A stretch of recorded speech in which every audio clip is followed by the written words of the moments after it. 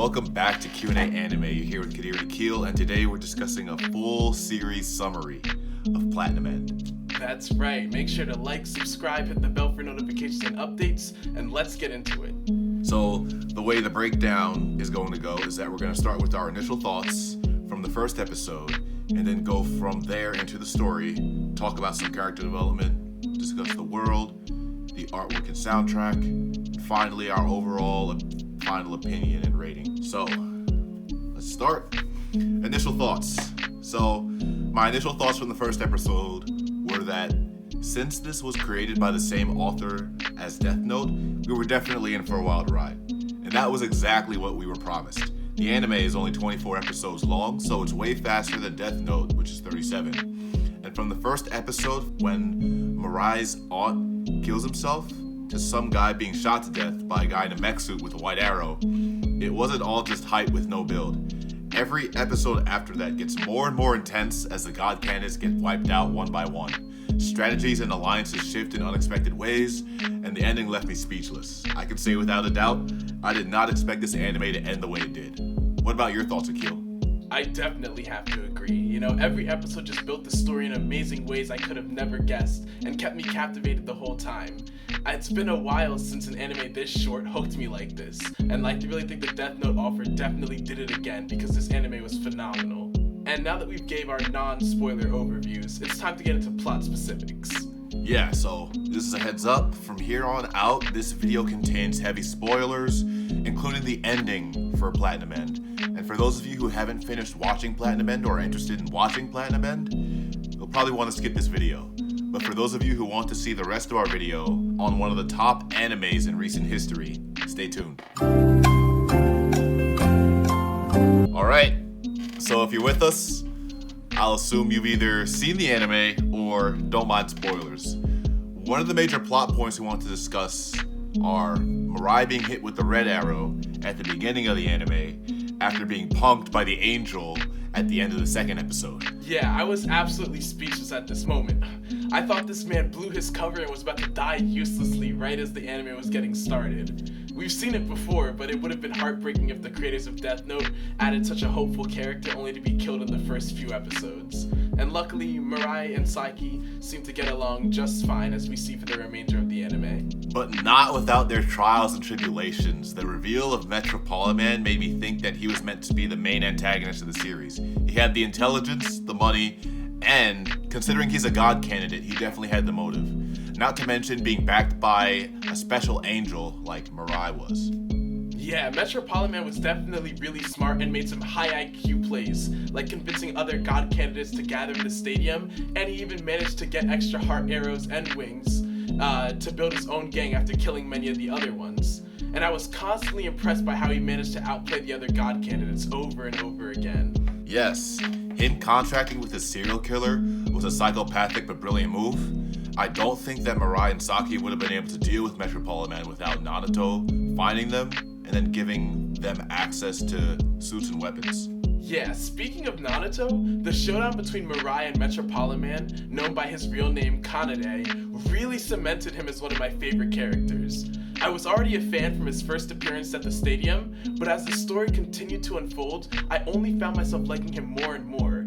A family man with terminal cancer who's doing his best to fight for a good world for his family before he passes away hit me right in my soft spot. And between that and his determination to stop Kanade, he quickly won me over. The confrontation was such a major plot point because we found out that Kanade had been shot with a red arrow already. I was dumbfounded because Kanade was already a very careful individual, so whoever managed to shoot him must have either been more careful than him or he was surprised. Also, can we talk about Kanade's final moments? He got turned into Swiss cheese by a 50 cal that Nanato managed to pull from God knows where. Yeah, he really put out a Gatling gun style weapon and said, "Hold my beer." But when Nanato was struggling to stay alive long enough to pull the trigger, I was on the edge of my seat, waiting to see if this was really the end of Kanade or whether he would get saved by plot armor. And luckily, Nanato managed to get it done before his sickness got the best of him. And after the death of Kanade, I was really unsure about where the show would go from there, because he was such a perfect villain, and I was sure that he would be the main antagonist for the entire series. And the shift of the series following his death though, was another one of the twists that really kept me engrossed in this anime. After his death, we actually find out that Kanade was being controlled in that final fight by Susumu, another god candidate who was just a little boy, and he's the one whose red arrow was already inside of Kanade. That was such a huge plot twist to me because I couldn't tell what this little kid was motivated by, and that's what made him so dangerous to me. He was another unknown variable.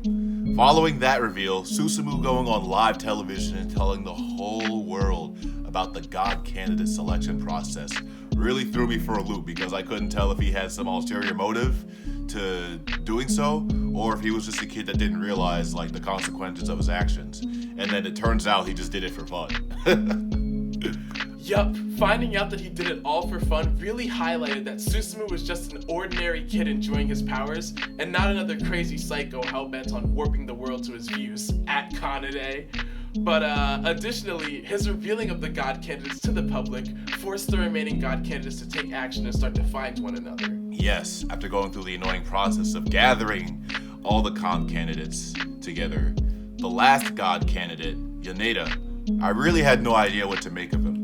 He was a Nobel Prize winner in both literature and physics, meaning he's very smart.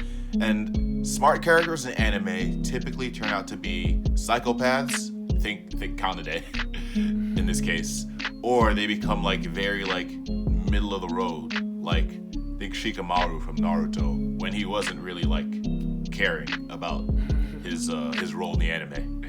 And his angel, being the angel of destruction, really gave him an ominous aura. We had no idea what his motives were, and his proposal to hear everyone's idea for if they became the next god before revealing himself was very meticulous and well thought out. I wasn't sure if the other god candidates were ever going to meet him, and if he was going to try to kill them from like behind the shadows or something. It just seemed like something that I could see someone like him doing. Yeah, Yoneda was really playing 4D chess moves. After hearing out all the other god candidates' ideas and dismissing them all, he told them his plan was simply saying that there should be no god, and all the god candidates should just kill one another. And Yoneda is nothing if not dedicated to science, wanting to do all of this just to see what happens or to prove his theory. And it's really in line with his character, that smart character that you were talking about. And it just really contributed to the climax of the story because he wasn't afraid to die for what he believed or what he thought was true. The entire God Candidates meeting segment was wild to me because not only did they finally end up meeting the final God candidate, but the whole world knew everyone's intentions as the new god. Nakaumi wanting everyone to be able to die without any consequences, Mirai not wanting to change anything, Susumu wants to give everyone on Earth white arrows like a sadist, Yuri Tamari wanting everyone to indulge, and then finally with Yoneda stating his ultimate goal was followed by an ambush where Susumu was sniped through the chest. That had me leaping out of my chair. Right? First of all, he's the one who noticed the guns were there first, so I'm not even sure how they managed to catch him lacking. But then after dealing with the death of a 10-year-old, the second climax of the series starts to build up because you realize that Yoneda and Nakaumi are in direct conflict with Mirai, Saki, and Yuri Tamari. Yoneda notes that Mirai's angel is special because Mirai's angel can interact with physical objects in the real world, whereas all other angels are unable to touch or make contact with anything not from the afterlife.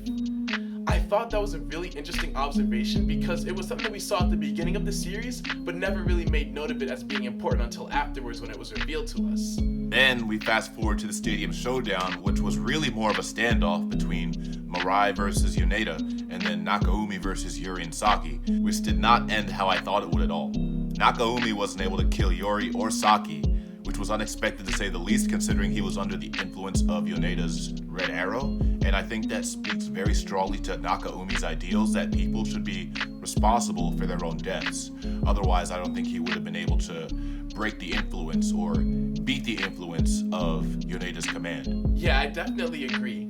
Even though Yoneda saw the possibility of him not being able to kill the other god candidates coming, he tricks Nase into saving Mirai from an oncoming white arrow that he fired and made her lose her special rank, making him the only god candidate with a white arrow, aside from the one he gave Nakumi. and therefore the most powerful god candidate. I thought it was over from here because it was pretty much checkmate. Mirai had to give up his white arrow and either his red arrow or his wings. He wouldn't have been able to dodge the white arrow without the wings, but he couldn't control Yoneda without the red arrow. So what was he gonna do? But plot twist, what he didn't know was that Nakatomi was tricked into giving his white arrow to Yuri, who tries to shoot Yoneda and is then saved by Nas, who regains her special rank. Yoneda is then distraught by not understanding why Nas saved him as well, even though that would have been the end of the god candidate selection process, and they could have killed Nakatomi and then voted for Mirai as the next god candidate. And to be honest, I didn't understand why she saved him either. Nase said it would have made Mirai unhappy because he doesn't truly want anyone to die. And it also displayed her great purity, which is she's the angel of, in saving an enemy for such an innocent reason, which is why she regained her special rank from the act. Yeah, the showdown in the stadium ends with all the god candidates voting Nakatomi to become the next god candidate, and him assuming the position of god.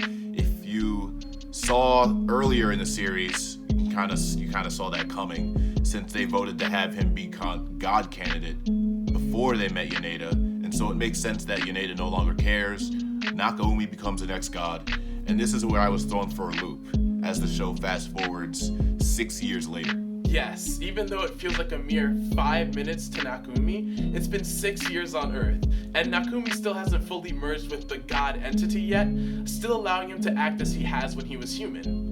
Yoneda is busy researching the red arrow Nakumi allowed him to keep, and Yuri is working as Yoneda's lab assistant and had her memory wiped of the entire god candidate selection process by Nakumi at her request. And Mirai and Saki are married and run a flower shop together, and then it all takes a turn for the worst. Nakatomi, as god, impales himself with a white arrow because as a god, he was allowed to keep as many white arrows and red arrows as he wanted.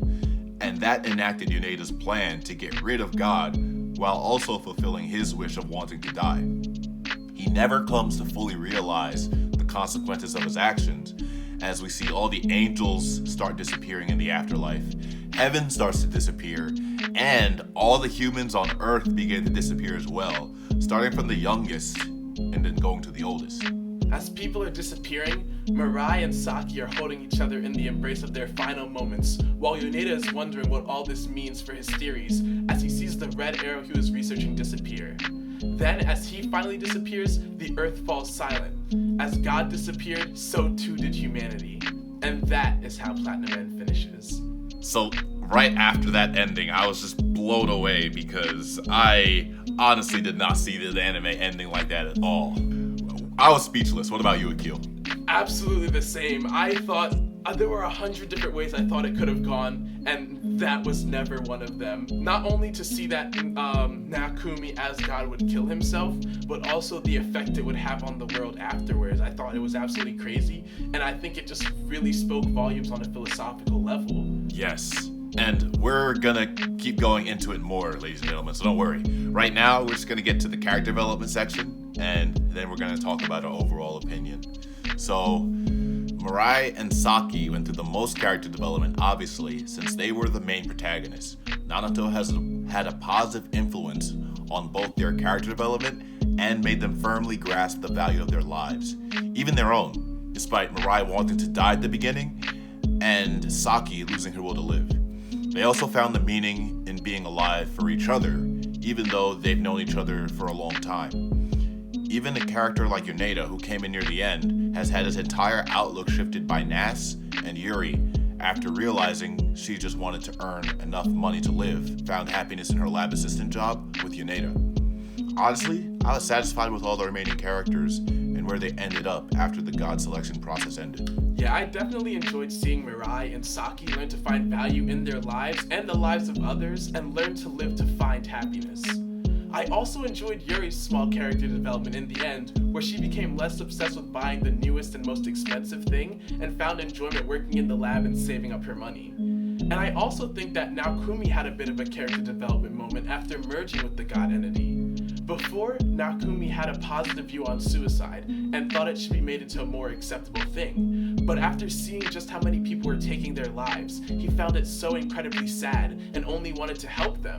And I honestly thought that was a pretty good moment. And so now we're going to hop into the world section. So we're not going to touch on this much because the the world in the anime is meant to be the same as our world. Anything to add, Akil?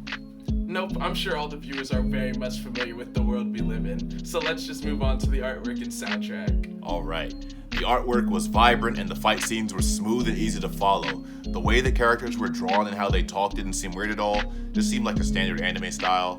Same style as Death Note, really. The dynamic scenes were what sold it for me, actually. I really liked when the soundtrack backed up the emotional scenes, like Naruto dying, or the tense music at the end when everyone was disappearing, because it played up the seriousness of the, like, did that just happen, like, mentality, which is always a sign of a good anime. I was definitely impressed by the artwork and the animation. The characters were all drawn so well, and the smooth animation in the fight scenes was really amazing. The colors were so vivid, and it really just took the anime to a whole nother level. The music always seemed to match the scene so well, especially during Naruto's death scene like you said, and also during scenes like Kanade's speech about what he would do to the world if he became God, just kind of highlighting the craziness behind the character. Yes, his psychology was definitely messed up, and the character played into that really well. So overall, let's discuss the ranking. You go first, Akil. Overall, I think this anime was nothing short of amazing. The story was original, the characters were phenomenally written, the animation was beautiful, and the fights were awesome. It never dragged on or made me lose interest, and seeing the constant clashing of ideals was incredible. Seeing the lengths Yoneda and Naokumi were willing to go with their experiments with the white arrows was haunting, but it goes to show how even an obsession with knowledge can be evil if taken too far.